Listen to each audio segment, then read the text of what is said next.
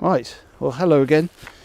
So I'm just in the same woods as I will be for the, well I don't know, I might if it doesn't yield anything I might try something else, but I'm not going to try and approach the shaman tree today. In case you haven't watched any of the videos, I'm with a tribe of pixies called the Scalvers, and they live sort of that way in this woods, the territory, and the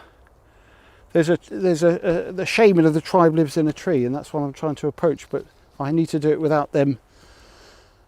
I don't want them falling out with me and thinking I'm some sort of evil, demon or something. So they don't like you approaching the shaman. So I won't be doing that today anyway. Just going to go up there and see what I can see. So it's late in the day. I'm going to crack on.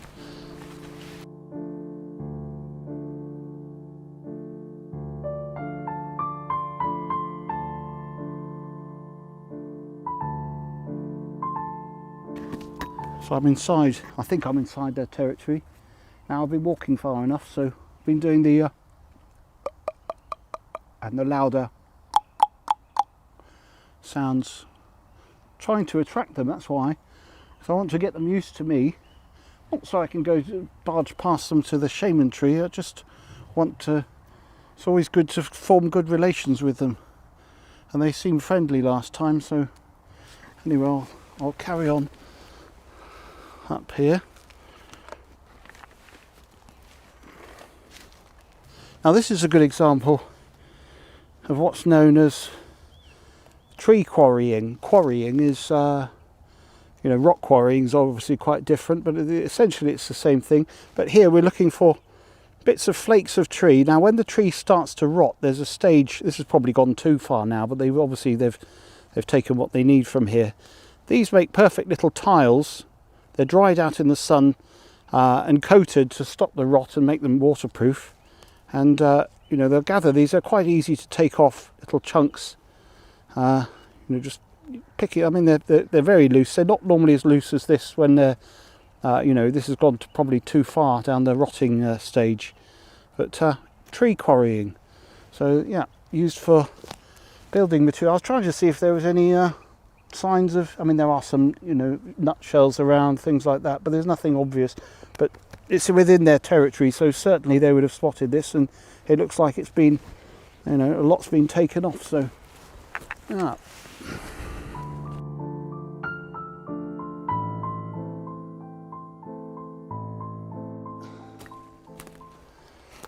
So I should have really come out earlier on, because it's starting to get towards the end of the day, and in the winter you don't get as long. I much prefer doing this in the summer, because you can keep going until in the evening. So, but I haven't seen anything significant. I don't know if I'm in, just stay there, there's trees in the branches in the way. I'll keep going, hopefully find one of them. Keep doing my calls.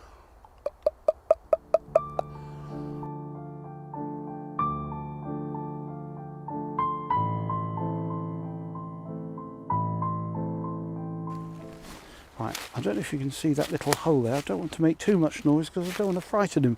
Sometimes these have underground networks where he could escape, but if he's trapped in there, I'll keep the camera rolling for a bit and see if he pops out.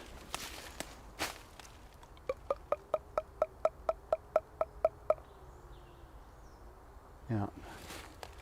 So okay, I think he's probably just trapped in there. So I'll let him get away. I don't want to. Again, I'm trying to forge good relations with them, so I'll turn the camera off and we'll go. It's heading to, I mean, there's still probably an hour and a half of daylight, but it's when it starts getting towards twilight, that's when you get badgers and things, predators for them coming out, and they associate anything around with being a danger to them. So I don't want to be here. I should have, actually what I was thinking is I should have brought some peanuts along, because they're relatively healthy for them, and they like them. Not as much as flying saucers, but they're a lot better for them. So I might do that next time I come along, if I remember to. Always good to forge, they remember faces, so that's it's always worth forging good you know, good fond memories of me. It makes it easier for me to get closer when I want to, you know, see settlements and things like that. It takes a while to build up the trust. So you probably noticed that it's a different day. It's morning now. I haven't been here all night. In fact, it's 12 days later from the last video, and I've had COVID in the interim, which was not fun. But it was all right. I wasn't too bad ill from it. But I'm getting better. Well, I am better, but I've still got a cough. I'm not positive anymore about it. I mean, I'm positive about the fact that I'm getting better. I'm not. I haven't got you know, the test is negative. Anyway, you know what I mean. I'm going to carry on because I don't want to keep the video. It's halfway through a video. I remember this isn't an intro, so right. So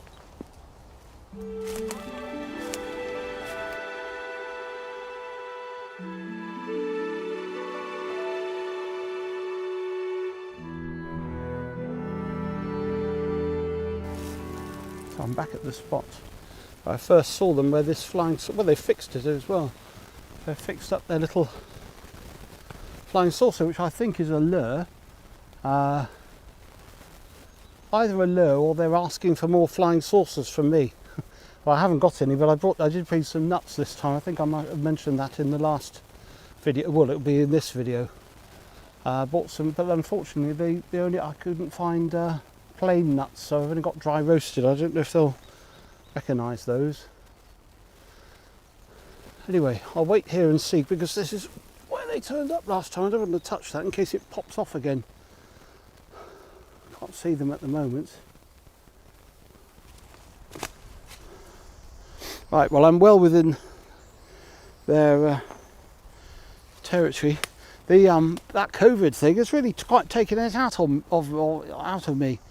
So I'm negative now, so I'm not contagious. Tom was asking if they can catch it. I have no idea, but I'm not contagious now anyway. So, so anyway, I'm gonna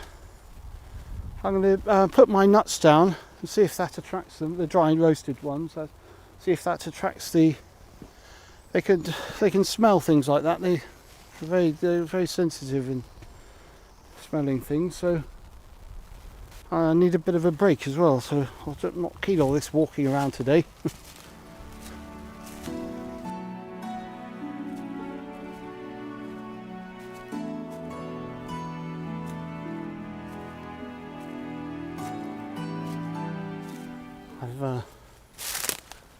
I've backtracked a bit because I saw one behind me and I was expecting it to be further up there, but I saw one come from behind, so I'm just keeping my eyes peeled.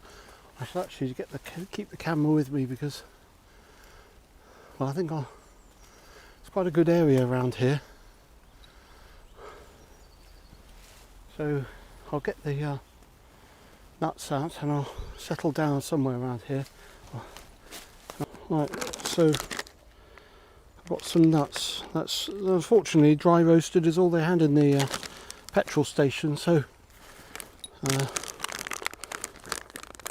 I think they'll be all right. I mean, they smell all right. They smell just like nuts. So I'll find somewhere. I'll stay here, and I'll put them. I'll put them all around, but I'll put them sort of mainly up, and they'll be able to spot these.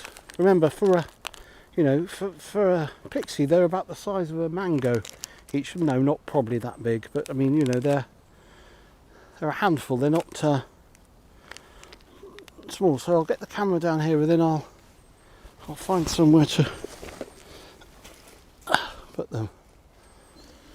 So I'm just going to go round, and on prominent mounds I'll just put 4 or 5, and they're quite bright, so hopefully they'll spot those, and also I can smell it from here, so hopefully that'll attract them.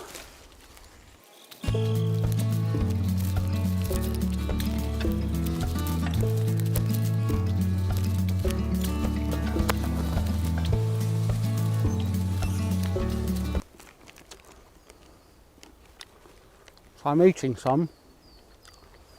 because there's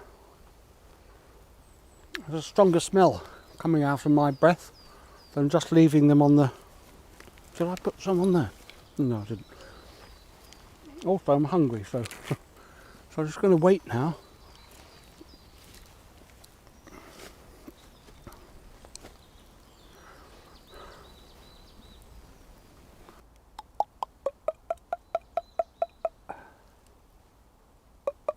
Been doing that.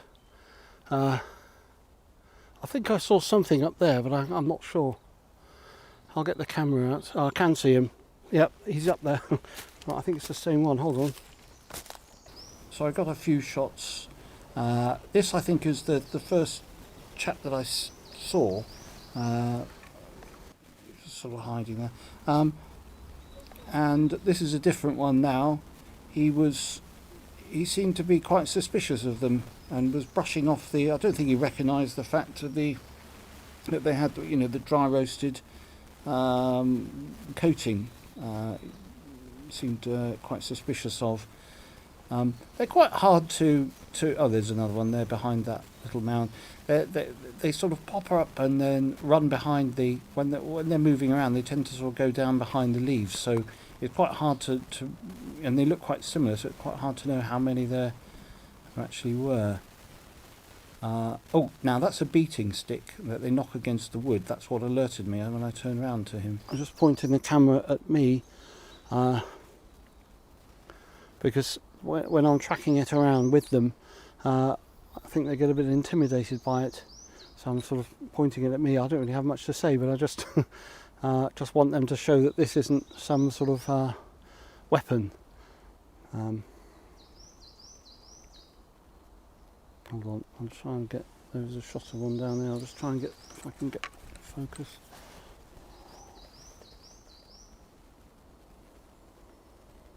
I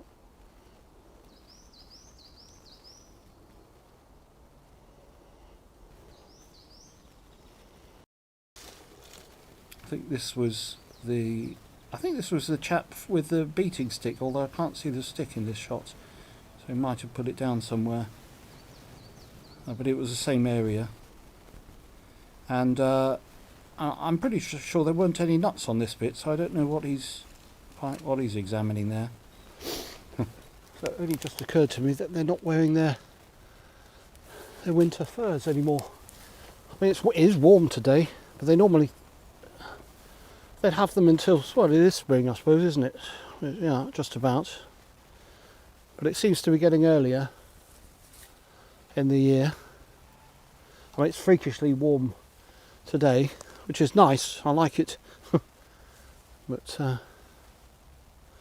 haven't seen them for a few minutes, so I'll stick around and see.